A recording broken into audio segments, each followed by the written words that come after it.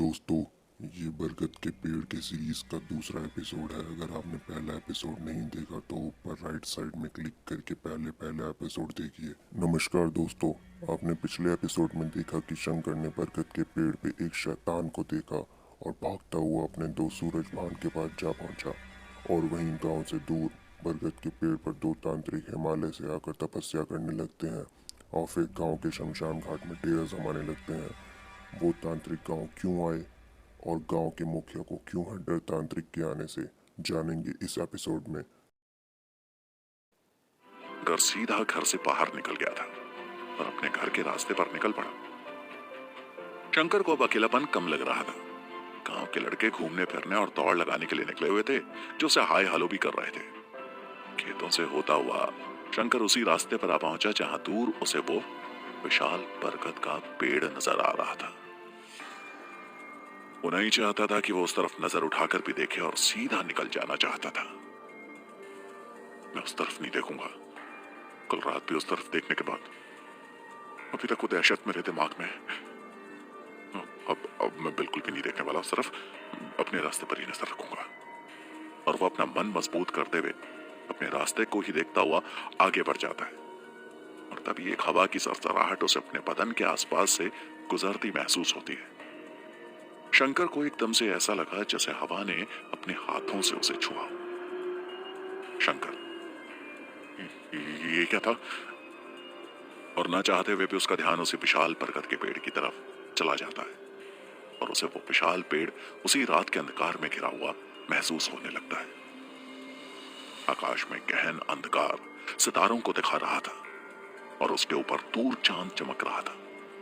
पेड़ की विशाल काया अब ऐसी लग रही थी जैसे वहां कोई लड़की बैठी हो और उसके खुले बाल हवा में झूल रहे हो। ये क्या देख रहा हूं मैं?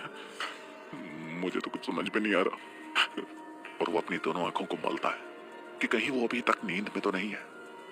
नहीं भाई, मैं तो वास्तविकता में हूं।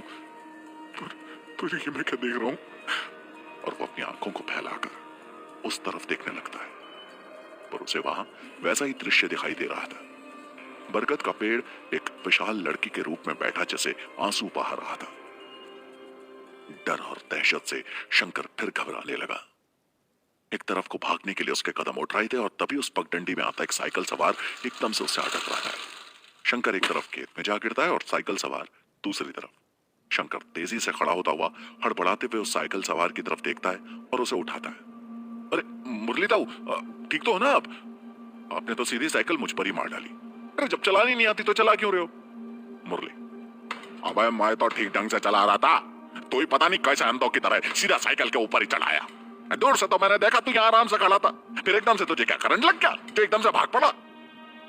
शंकर उसकी बात सुनकर फिर से उसे जैसे कुछ याद आ गया और वो फिर से उसी बरगद के पेड़ की तरफ देखता है, पर उस वक्त वहां चहचहाते पक्षी ही उड़ते नजर आ रहे थे। मुरली, अब उधर क्या देख रहा? इधर खड़ा हूं मैं, मेरी बात का जवाब दे।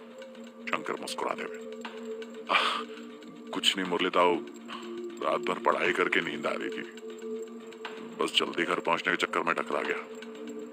अच्छा मैं चलता हूं, फिर मुलाकात होगी।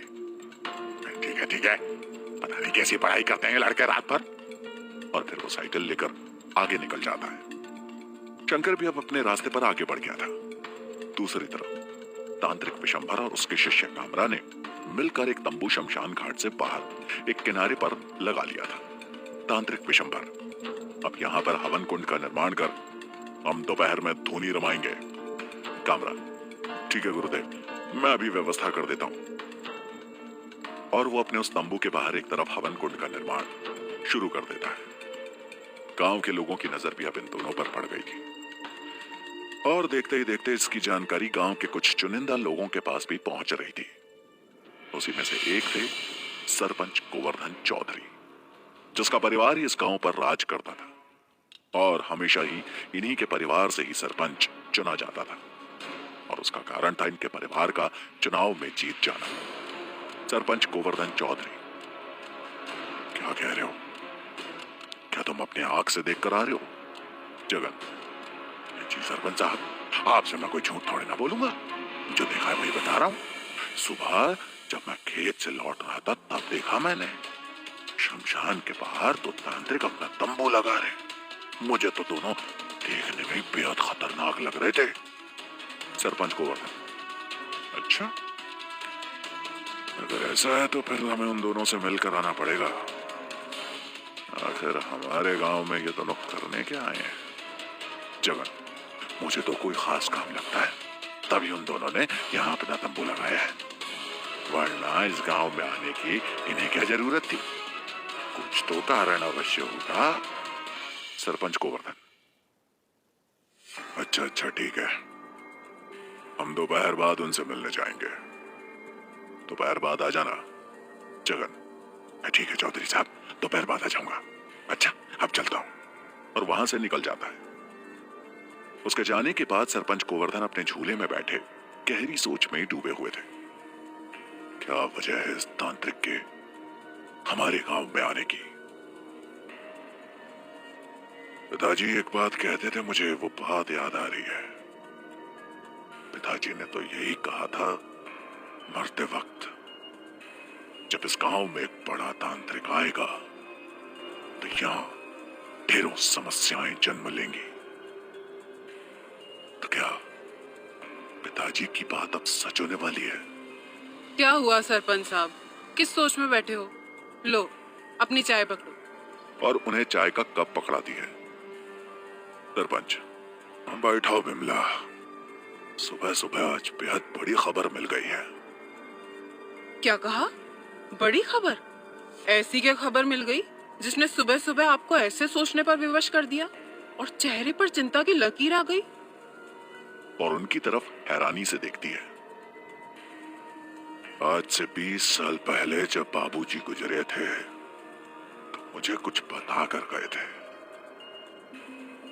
और आज वही बात असलियत होती नजर आ रही है। उसकी पहली कड़ी अभी जगन मुझे बता कर गया है। बाबूजी ने क्या कहा था 20 साल पहले? आपने ये बात मुझे कभी नहीं बताई।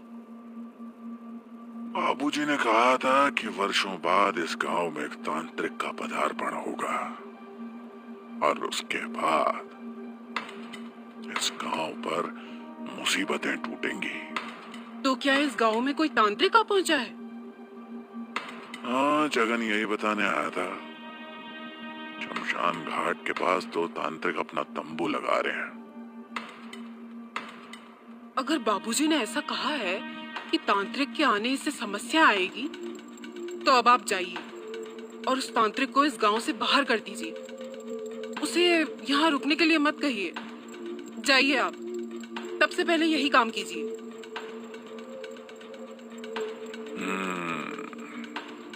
ठीक कहा तुमने, मैं यही करने की सोच रहा था, पर डर भी लग रहा था कि कहीं वो तांत्रिक नाराज होकर कुछ बुरा न कर जाए हमारा। तब क्या होगा? अरे तुम ऐसे मत डरो। 8-10 आदमी लेकर जाओ और उसे मार पीट कर यहाँ से भगा दो, वरना एक बार वो तांत्रिक यहाँ जम गया तो फिर वो हटाए नहीं हटेगा। अच्छा तो यही है कि शुरुआत में ही एक्शन ले लिया जाए। ठीक है, मैं गांव के सभी लोगों को लेकर जाता हूँ और उनसे प्रार्थना करता हूँ कि आप हमारे गांव से चले जाइए।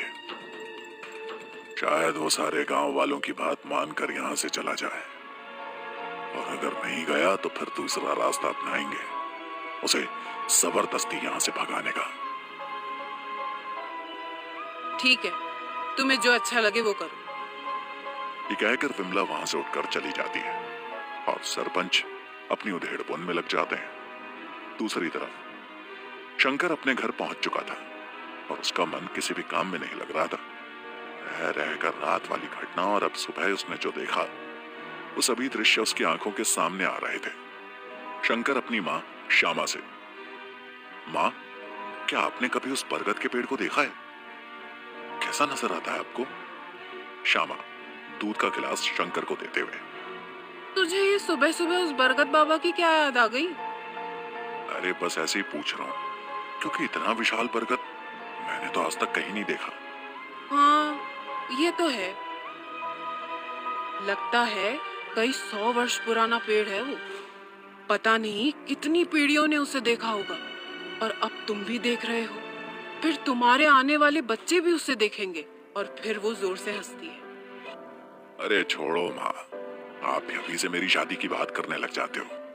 तेरे पिताजी तेरे लिए लड़की देख रहे हैं, समझा? शायद पड़ोस के गांव में तेरा रिश्ता हो जाए। क्या कह रही हो माँ? अभी मैं सिर्फ 18 साल का हूँ और आप मेरी शादी की बात कर रहे हो। पहले मेरी पढ़ाई तो पूरी होने दीजिए, कुछ काम वाम करने दीजिए, उसके बाद ये बातें करना। ये बात तू अपने पिताजी को समझा। उन्होंने तो साफ कह दिया है, शंकर इस घर का इकलौता लड़का है और उसकी शादी हो जानी चाहिए।